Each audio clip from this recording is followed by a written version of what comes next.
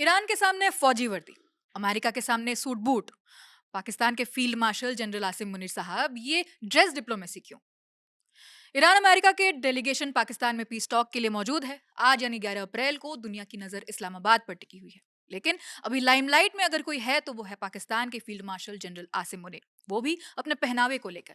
क्या है ये मामला, इस पर जानकारी देंगी हमारी साथी प्रगति। प्रगति, प्लीज बताइए। जी, आकांक्षा जैसा कि पूरी दुनिया की नज़र इस समय इस्लामाबाद पर बनी हुई है क्योंकि ईरान और अमेरिका दोनों ही देशों के जो डेलीगेशंस हैं वो इस समय वहाँ पे पीस टॉक के लिए मौजूद हैं। लेकिन वहाँ पाकिस्तान के जो फील्ड मार्शल हैं, उनके पोशाक पे लोगों की नज़रें बनी हुई हैं और उसपे कई तरह की टिप्पणियाँ आ रही हैं क्योंकि जब ईरान का डेलीगेशन पाकिस्तान में लैंड हुआ, तो वो आर्मी की पोशाक में नज़र आए। वहाँ यानी कि जो उनका कॉम्बैट गियर यानी आर्मी यूनिफ़ॉर्म जो थी पाकिस्तान की उसमें नज़र आए। लेकिन जब अमेरिका के उपराष्ट्रपति जेडी वांस अपने डेलीगेशन के साथ नूर खान एयरबेस पे लैंड हुए, तो वो वहाँ पे आसिम मुनीर सूट और बूट में नजर में आए। तो ये चर्चा में बना हुआ है कि दोनों देशों के साथ जो उनका पहनावा अचानक से बदला, वो कैसा संदेश देता है, इस पे चर्चा हो रही हाँ, है। मेरा सवाल यही था कि ये जो दोनों जो पोशाकों में जो बदलाव है, तो क्या ये किसी स्ट्रैटेजी का कोई हिस्सा है, कोई सिंबलिज़्म है इसकी? तो आकांक्षा इस पे कुछ जानकारों की टिप्पणी भी आ रही है। क्या अभी इंडिया टुडे से बात कर रहे थे मेजर जनरल संजय मिस्टन, जो कि इंडियन आर्मी से रिटायर्ड हैं। तो उनका ऐसा मानना है कि जब कोई विदेशी नेता किसी दूसरे देश में जाता है, तो और अगर कोई किसी देश का सैन्य अध्यक्ष यानी जैसे जनरल आसिम मुनीर है, अगर वो उनको रिसीव करने पहुंचे हैं, तो कायदे से उन्हें आर्मी के ड्रेस में होना चाहिए था, जो जी। उनकी वर्दी थी। लेकिन ऐसा हुआ नहीं, वो एक सिविल ड्रेस में पहुंचे यानी सूट बूट में नजर आए थे। तो वो उनका ऐसा मानना है कि वो अपने आप को एक राजनेता के तौर पर पाकिस्तान के सर्वे सर्वा के रूप में दिखा रहे थे वहाँ पे। जबकि ईरान की डेलीगेशन जब वहाँ पे पहुंची थी, तो वो आर्मी के यूनिफॉर्म में पहुंचे थे क्योंकि ईरानी जो डेलीगेशन थी उसके सामने वो अपने आप को एक सैनिक के तौर पे दिखा रहे थे क्योंकि बीते दिनों ईरान और पाकिस्तान के बीच में भी कुछ तनाव थे। तो जी। इसकी वजह से वो वैसे हुए। हालांकि कायदे से अगर कोई विदेशी नेता आता है, तो उनके स्वागत के लिए प्रधानमंत्री की मौजूदगी जरूरी होती है, न कि किसी सैन्य अधिकारी की। जी। प्रगति, इस मीटिंग में और कौन-कौन मौजूद थे? कौन-कौन डेलीगेट्स मौजूद थे?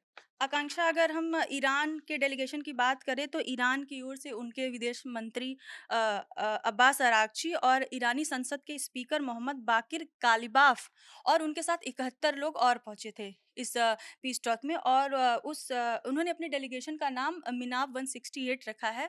मिनाब 168 को हम आपको बताएं तो अमेरिका के कथित हमलों में मिनाब स्कूल पे अटैक हुआ था, जो कि ईरान में है। उसपे 168 बच्चों से ज़्यादा की मौत हो गई थी। हुँ। तो इसकी वज़ह से उन्होंने एक उसका ना ट्रिब्यूट की हाँ, एक के तौर ट्रिब्यूट के तौर पे उन्होंने हुँ, उसका नाम रखा। और ख़ास बात ये रही ईरानी डेलीगेशन की कि जब वो ईरान से पाकिस्तान के लिए रवाना हुए, तो वो हुँ, अपने साथ उन बच्चों के बैग, जूते और फूल को भी लेके आए, जो इस कथित हमले में मारे गए थे। और जी। आकांक्षा अगर हम अमेरिका की ओर से बात करें, तो अमेरिका के जो उपराष्ट्रपति हैं जेडी वांस, वो अपने डेलीगेशन के प्रमुख के तौर पर आ रहे हैं, मतलब पहुँचे हैं। और स्टीव विटकॉफ हैं, ये ट्रंप के सलाहकार और मिडल ईस्ट के राजदूत हैं। वहीं हुँ, ट्रंप के दामाद और सलाहकार जारेड कुशनर भी मौजूद हैं। जी। और पाकिस्तान की ओर से हम बात करें, तो इस बैठक में उनकी तरफ से पाकिस्तानी प्रधानमंत्री शहबाज शरीफ, पाकिस्तान के उप प्रधानमंत्री और विदेश मंत्री मोहम्मद इशाक डार और मोहसिन नकवी समेत आसिम मुनीर भी मौजूद हैं। प्रगति, मेरा अगला सवाल ये है कि जब आसिम मुनीर रिसीव करने गए थे कॉम्बैट यूनिफ़ॉर्म में, तो ये पाकिस्तान के लिए कैसा संदेश था? देखिए आकांक्षा, कई दफ़ा ऐसा देखा गया है कि जो पाकिस्तान के फील्ड मार्शल हैं आसिम मुनीर, वो अब उनकी राजनीति में इच्छा सबको दिखाई देती है कि उनकी राजनीतिक इच्छाएं हैं, वो राजनेता के तौर पर खुद को दिखाना चाहते हैं। लेकिन जब वो इस बार दोनों देशों के डेलीगेशंस को रिसीव करने गए और तो उन्होंने अपनी देश की जनता को भी ये साफ संदेश दिया है कि मतलब पाकिस्तान की जो कमान है, जो सत्ता की कमान है, वो देश के प्रधानमंत्री और राष्ट्रपति के पास नहीं बल्कि उनके पास है। और इस बार उन्हें फिर ऐसा जाहिर कर दिया कि वो देश की राजनीति में एक मतलब बड़ा स्थान रखना चाहते हैं, उनकी इच्छाएँ हैं राजनीति में आने की। जैसा कि पाकिस्तान के पूर्व जो जितने भी सैन्य के बड़े अधिकारी रह चुके हैं, सेना के बड़े अधिकारी रह चुके हैं, उन्हीं के नक्शे कदम पर वो भी चल रहे हैं। जी। थैंक यू प्रगति। सो इस पीस टॉक में जो भी अपडेट्स आएँगे, जो भी क इसका कन्क्लूज़न निकलेगा, वो हम आप तक पहुँचाते रहेंगे। मेरे साथ प्रगति पांडे है। मैं हूँ आकांक्षा गोगोई, कैमरे के पीछे दानिश है। आप देखते रहिए दी लल्लन टॉप। शुक्रिया।